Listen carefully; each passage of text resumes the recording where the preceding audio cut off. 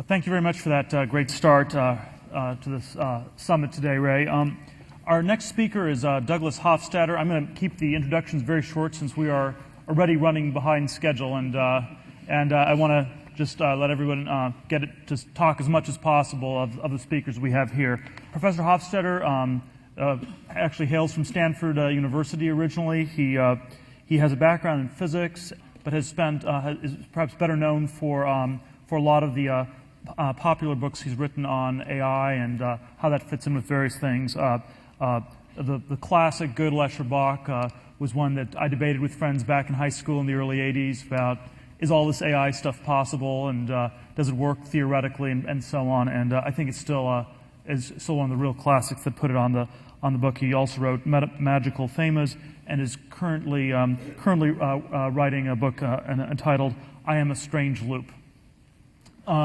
And without further ado, let me have him. Hi, great. I just wanted to ask you about how to do this. Okay.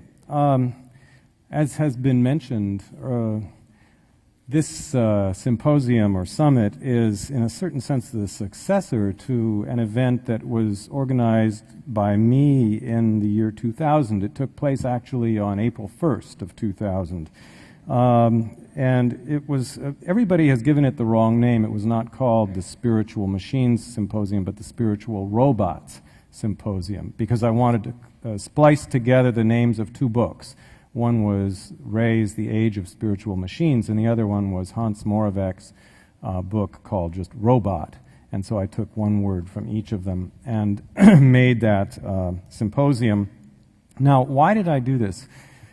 It was in the early part of 1999 that two books were reviewed in the New York Times Book Review together by a philosopher named Colin McGinn, Ray's Age of Spiritual Machines, and I think it was just two books, and Hans Moravec's book, Robot. And I read this review with some degree of skepticism and perplexity, but because I had never thought about the issues that were being raised by McGinn, but ultimately by the two books. And so I immediately went out and bought the two books and read them, and I found them very, very disorienting and worrisome, kind of scary. Now, why would I find these things scary? Well, that's confusing even for me. Because in 1993, long before all of these things came to my attention, I had written an article for a newspaper called Who Will Be We in 2093? I added 100 years.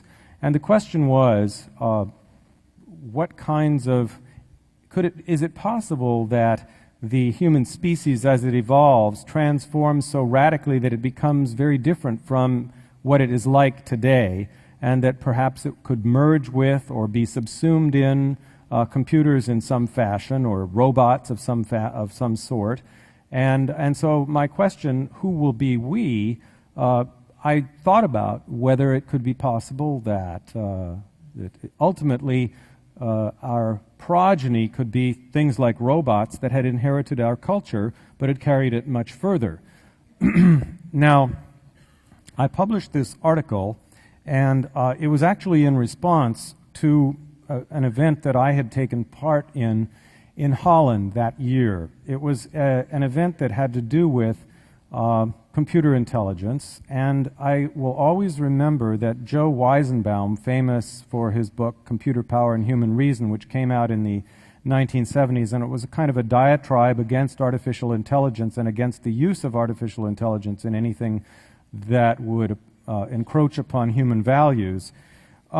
He was one of the speakers at this event in Rotterdam, Holland, and Dan Dennett and I, my philosopher colleague, were there, and we were speaking in some sense in favor of artificial intelligence. Weizenbaum got up and delivered a kind of shoe-thumping diatribe against AI, against its possibility, and pro-humanity, but humanity in the most ordinary sense, that is, just the people that we are today. And the entire audience rose to its feet at the end and gave him a huge standing ovation. He was extremely opposed to anything like computer intelligence, and I was really kind of shocked because it struck me as so parochial and such a narrow vision of what humanity could be. Now, when I originally published my article, I called it "Who Will Be We" in 2093, but I then had another opportunity to publish it, and I don't remember where, but I changed the number. I changed it to 2493. I moved it away by 400 years to 500 years in the future. And I think I was a little bit scared by my own predictions, or they weren't really predictions, but by my own imagery. Perhaps it was because as a father of children, I was starting to think, my goodness, I wonder if my children, or at least my grandchildren, might really be, in some sense, completely rendered superfluous by these kinds of changes that I'm talking about, and I didn't like that idea. And so I sort of pushed it into the future. I'm not sure if it was these emotional pressures or it was intellectual ideas, but I sort of pushed it off. Well, as I say, then Ray's book and of 1999 and Hans's book came out, and I was struck by a combination of many things. I would say fear, confusion, uncertainty, and uncertainty probably most of all. And so I organized a panel at Indiana University consisting of people from many different disciplines to talk about this in 1999. And I have to say that I was very shocked by the panel because it was as if I had never even asked them to read these books. Most of the panel members did not talk about any of the issues that I had raised, and I felt very dissatisfied by my panel. So a few months later, when I came out to Stanford on a sabbatical for a year, the people at Symbolic Systems particularly pushed me to try to do it again here at Stanford, and so I did organize another panel. And I got a very distinguished set of people, and I'll talk about that a little bit later. My goal was, in some sense, to think rationally about the scenarios that had been suggested by these books. Now, the title of my talk, which today is Trying to Think Rationally About the Singularity Scenario, Ray complained to me a little bit, very gently, but reasonably, I think, in an email a few days ago, saying that it suggested that I was the only one who was thinking rationally and that everyone else was thinking irrationally. That was an unintended interpretation of my title. I can see easily how that could be heard that way, but I didn't mean it that way. I have no claim to be able to think more rationally than anyone else on this panel. In fact, I'm very impressed by the rationality of Ray and by many other people. But I think that rationality exists in each of us in a slightly different form, and I think that ultimately we, in order to think about the likelihood of the kinds of predictions that we're encountering, we need to have many, many people discussing it, which is what we have today. No one has a monopoly on rationality. But in any case, I apologize for that kind of implication. There was no intention meant of that. The problem that I found was that in my, I have found very few people who are skeptical. There are some people who are skeptical in the sense they don't like it, but very few people who are skeptical in an articulate fashion. One of the few people, well, let me tell you about my panel in 2000. I'll just mention it very briefly. I invited both Ray and Hans to participate, and I was very pleased that they came. I invited Kevin Kelly, author of Out of Control and one of the editors at Wired. I invited Ralph Merkel, a well-known nanotechnology person, Bill Joy from Sun Microsystems, Frank Drake, head of the SETI Institute, John Holland, the inventor of genetic algorithms, and John Koza, the inventor of genetic programming. And I was the moderator, so there were really 9 of us. And I thought it was a very promising lineup, but unfortunately, it didn't quite work the way I had hoped because now I'm going to have to see if I can make this thing work. There we are. Okay, Bill Joy sort of commandeered at least half of the time by talking about what I call here the low IQ end of humanity scenario. that we are smothered by self-reproducing technodust. It was a valid issue, understand. It was by no means an invalid issue to bring up, but it wasn't what I had intended, and at least half of the time that was devoted to our discussion was unfortunately devoted to that. The high IQ end of humanity scenario, you may not agree that it's the end of humanity. You may say that humanity is transformed. So take that with a grain of salt. That was what I intended to talk about. So a lot of the time was spent on issues that were not my intention. And during that time, there were really only two people who voiced any skepticism at all about the scenario, the high IQ end of the scenario. And those were, to my surprise, both of the people involved with genetic algorithms and genetic programming, John Holland and John Koza. They were very skeptical of the use of genetic algorithms or genetic programming to evolve high levels of intelligence. Now, I'm not going to go into their skepticisms.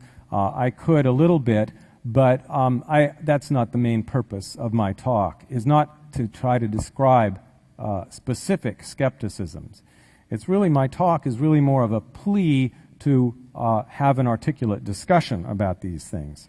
In Ray's new book, which I highly recommend, I have to say, he's done a great deal of impressive research of all sorts. I read with great interest the sections about nanotechnology, which I knew very little about, and the things about nanotubes, which I knew a little bit about, not as devices for computing, but just some of the chemistry of them, because they're fascinating objects. But I didn't know much about them as potential substrates for computation, and so that was very interesting to read about. Of course, as you've seen, Ray is a past master at displaying exponential curves as straight lines by taking logarithms. And the book is just filled with those kinds of things, and it's very interesting to contemplate. It's also got some very interesting responses to critics. Of course, close to my heart is the response to John Searle, which I think he does a very good job at.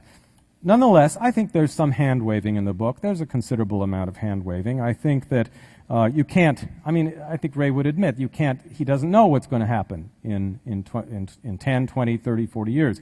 He has a belief in the law of accelerating returns, and he calls it a law, and he wants it to be analogous to the emergence of the mathematical law of thermodynamics, laws of thermodynamics from the statistical substrate of statistical mechanics, that is something like an ideal gas. The difference is that in physics, you use statistical mechanics and you use the laws of statistics and you derive the laws of thermodynamics. Thermodynamics is the laws of thermodynamics are rigorously derivable from statistics, whereas Ray's law is not so much of a law as it is a tendency or a trend. And he has certainly marshaled a great deal of evidence to suggest that it will continue. And I'm not saying it's wrong, you understand. I'm only saying that it doesn't have the same status as a scientific law. It is a tendency, it is an extrapolation, but it is not a rigorous scientific law in any sense. It's a very interesting set of observations, with one paradigm supplanting another, just as one sort of winds down, the other one starts up. Very interesting observations, very provocative.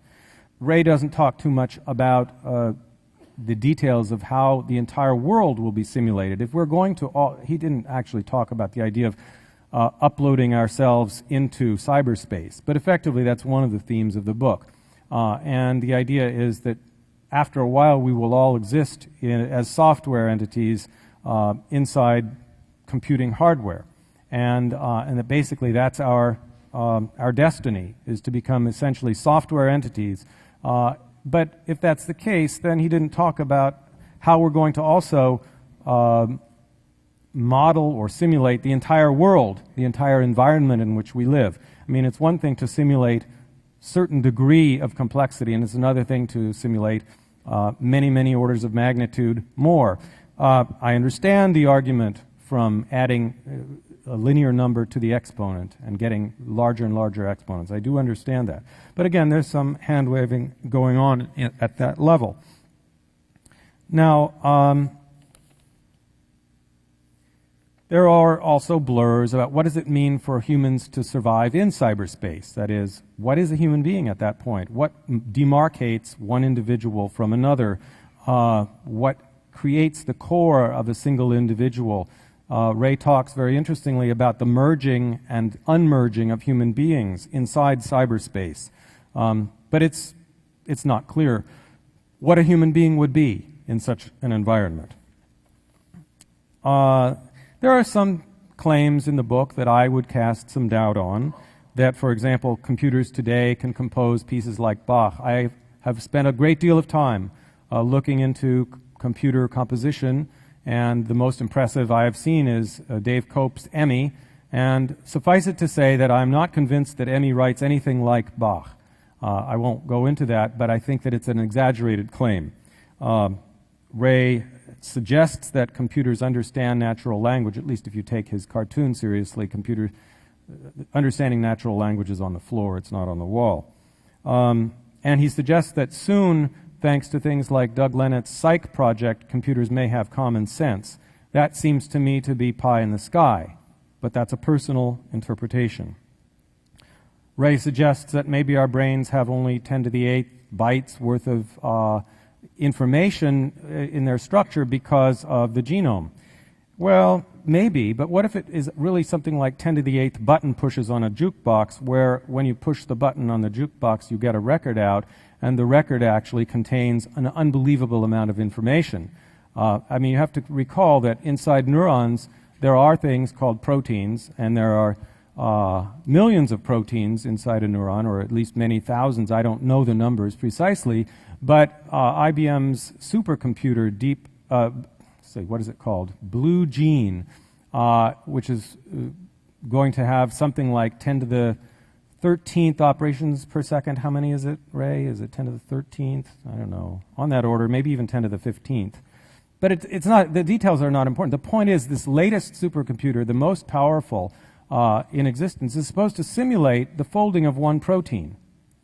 Well, if a protein is that complicated, and if it turns out that intelligence does depend upon that, and I'm not claiming it does, mind you, I'm saying that it's unclear, then we have really a much longer way to go.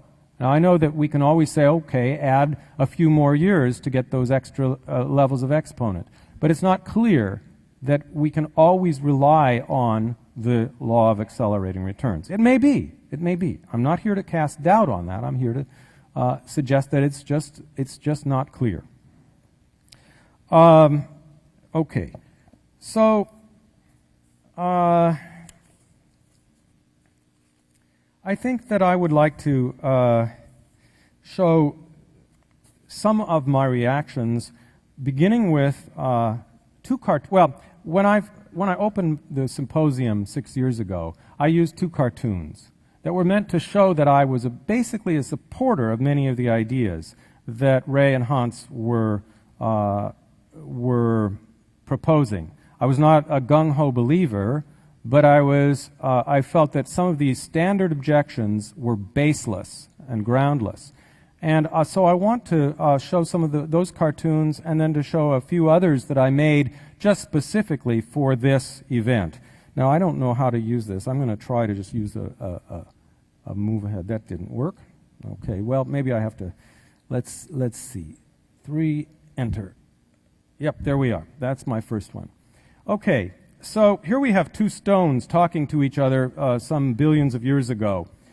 And one of them is saying, "Sentient life, don't make me laugh. Self-reproduction is impossible. Nothing can pack a description of itself inside itself. Infinite regress. Anyway, mere matter like us rocks can't feel anything. No soul, no élan vital, no consciousness. Life, the idea is self-contradictory. Don't you worry." And then on the right-hand side we have the thunderstorm, the lightning strikes the pond, and some sort of self-organization takes place, and molecules appear, ribo, which you can interpret as ribosome or ribonucleic acid, which is RNA, or deoxyribonucleic acid, which is DNA, however you want to interpret it. This is basically intended as a mockery. Well, let's not say a mockery. This is intended to show that perhaps the most miraculous transition of all has already taken place. That is, from non or inanimate matter to animate matter, to life. That took place. That is a true miracle, but that took place. And a lot of people don't think about that when they think about these kinds of things. Now let me go on to the next one, if this works. Yes, now the next step would be the jump from, for example, Ray talks very eloquently in his book about the jump from one-cell life to multi-cell life. That's another one. That's another wonderful transition. But let's talk about this one. Okay, two fish. Sentient life on land, don't make me laugh. You couldn't even breathe. The idea is self-contradictory. Don't you worry. And then we have our amphibian ribbit. So we do have transitions of the substrate of life. Some people might think that it's impossible for life to change substrate. That seems an absurdity. Well, what I mean is that. In other words, that idea that life cannot change substrate is an absurdity. We have seen it change substrate to some extent. Okay, going on. Here is John Searle. Sentient life in silicon, don't make me laugh. Wrong stuff. Wrong causal powers. Chinese room, just syntax, no semantics, blah, blah, blah, blah, blah. Life in silicon, the idea is self-contradictory, don't you worry. And of course we have our computer saying, robot, robot.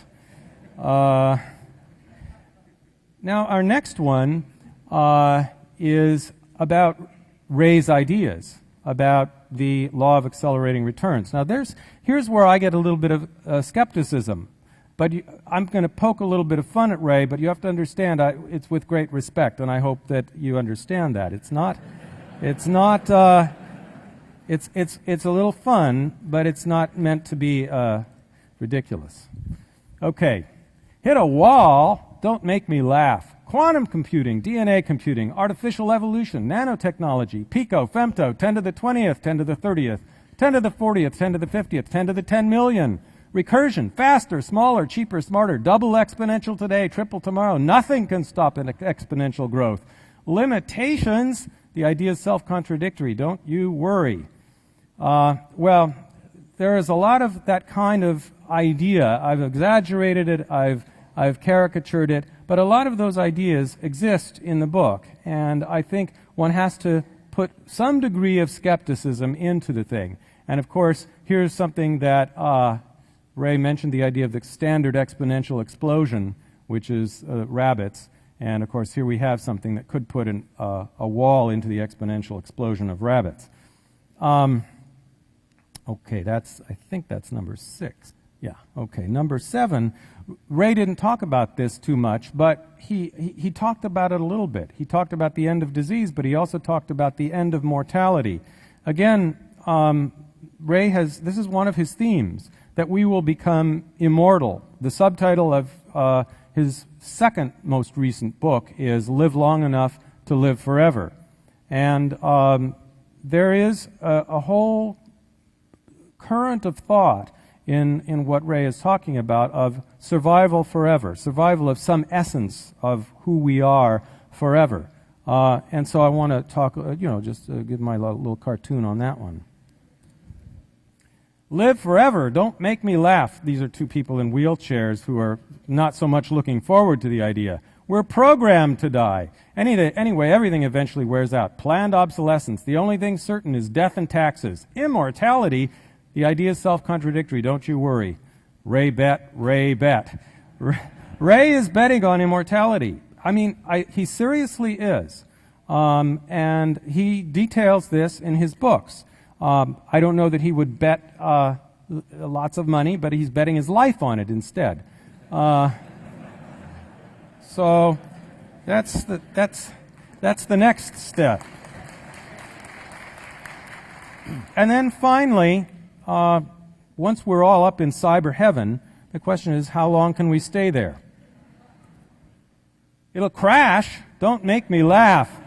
We've figured it all out. We've mathematically proven it can't crash. Software verification. Crash. The idea is self-contradictory. Don't you worry. Nothing can go wrong. Go wrong. Go wrong. Go wrong.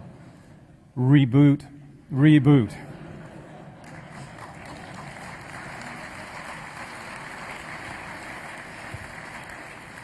All right. Enough of my cartoons. They raise the issues. They are not necessarily expressing my own opinions. They're trying to raise the issues, to provoke, and to get people to think about this. Now, I'm certainly a believer that life can exist in many substrates.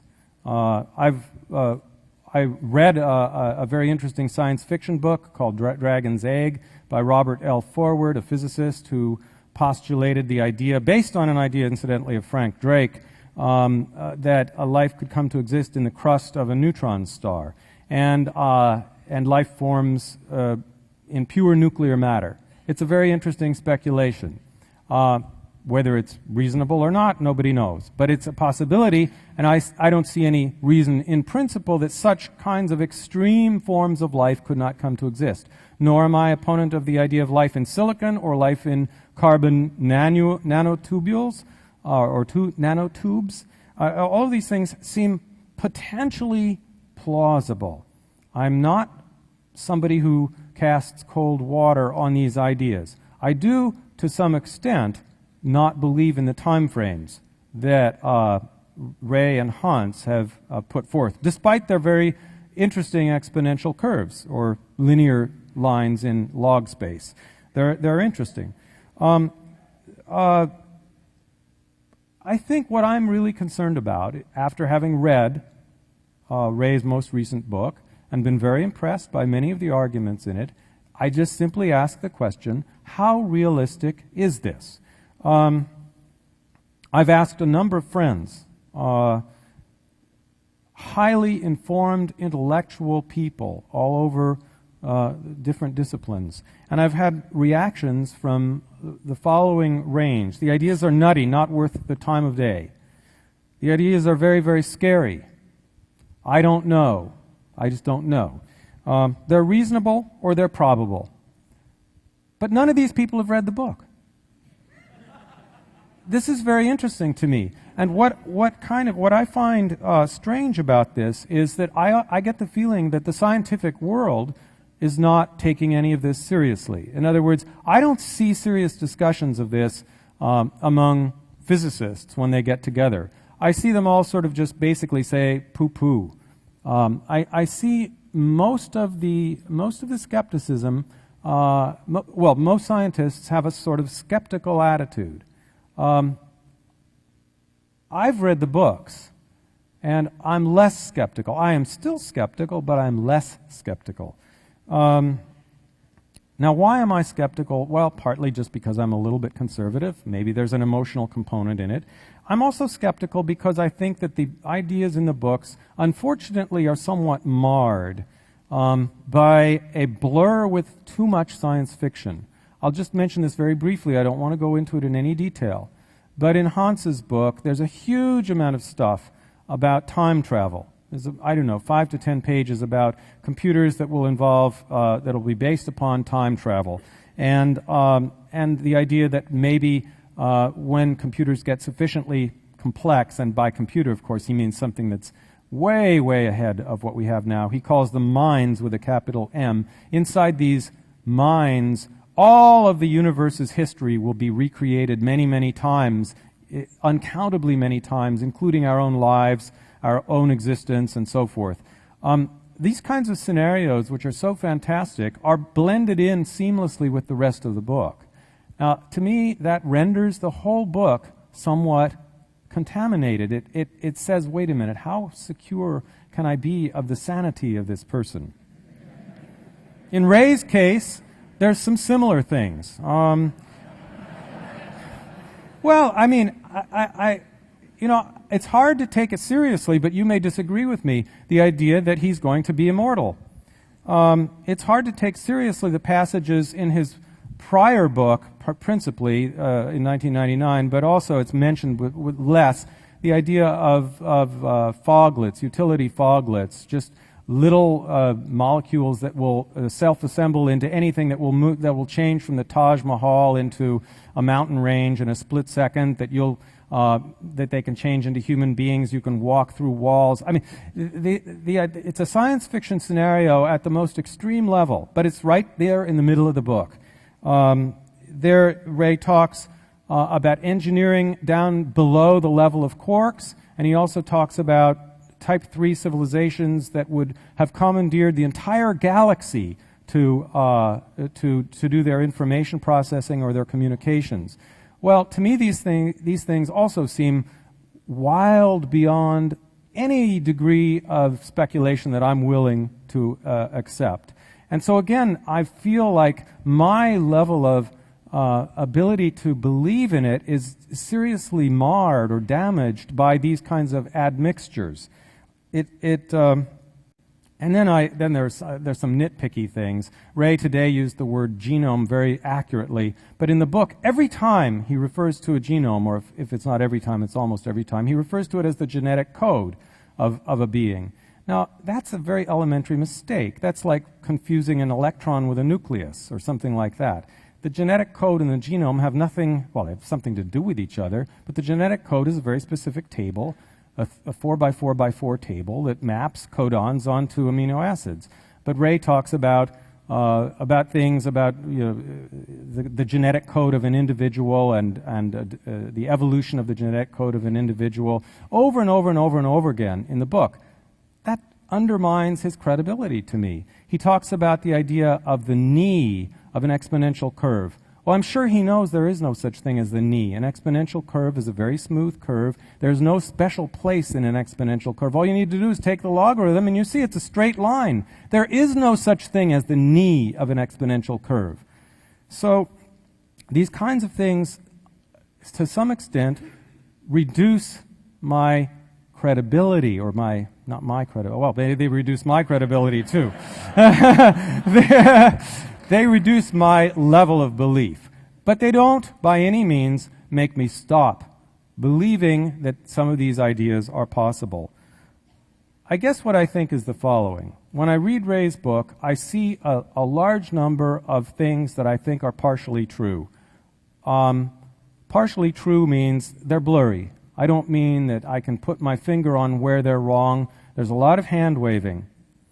When you multiply the partial truth of a bunch of things together, let's say 60%, but you have, let's say, 10 things that are being multiplied, you get down to a very small number, maybe 1 in 1,000 of the a probability of 1 in 1,000 of what Ray is talking about actually taking place.